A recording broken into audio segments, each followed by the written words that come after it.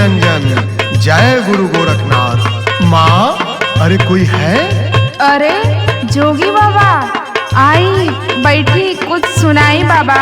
का सुनाई माई, हम रमता जोगी बहता पानी है, लेकिन कह देलू तला सुना माँ। जोगवा रमावत जोगिया आइल बा भवानावा, अरे आइल बा भवानावा हो। अब नाही चीने मोर परिवार न होला।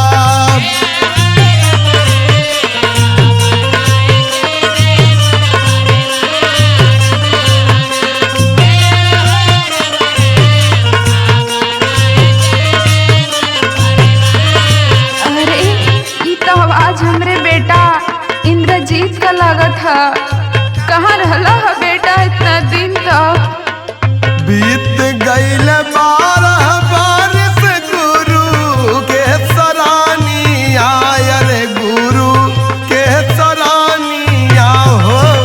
भिखिया मांगिला सबके द्वारन हो राम।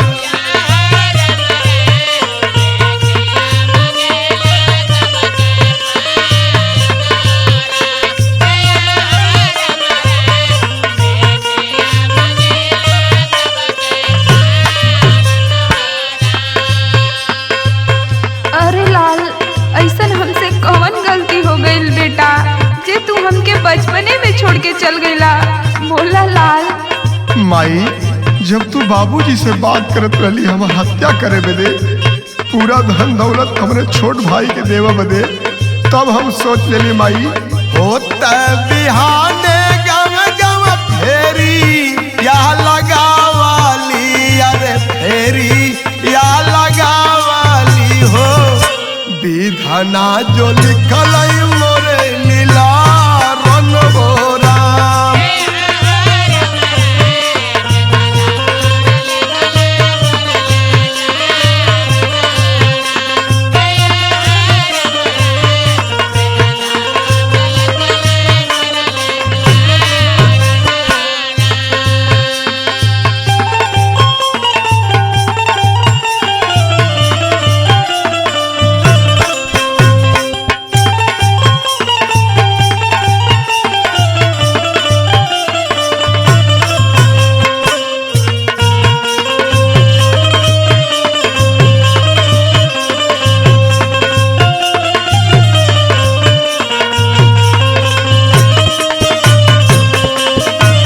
अरे बेटा, ई रुपया पैसा धन दौलत एकरे खातिर ह बेटा।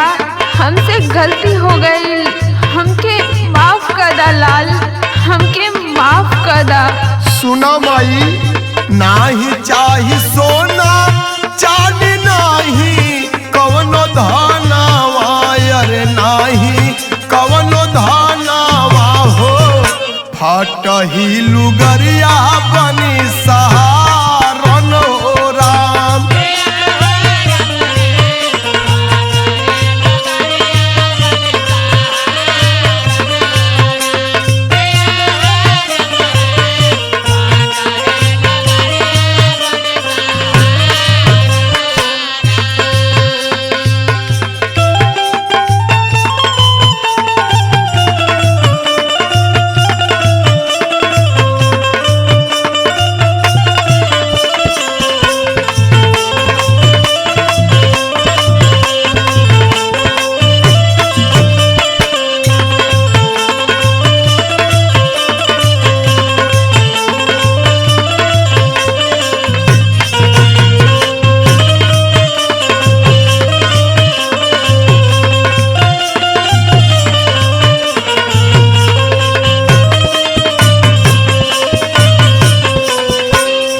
भैया, माई जौन कैलस तौन कैलस, लेकिन हमने दोनों भाई के कौन गलती हो भैया?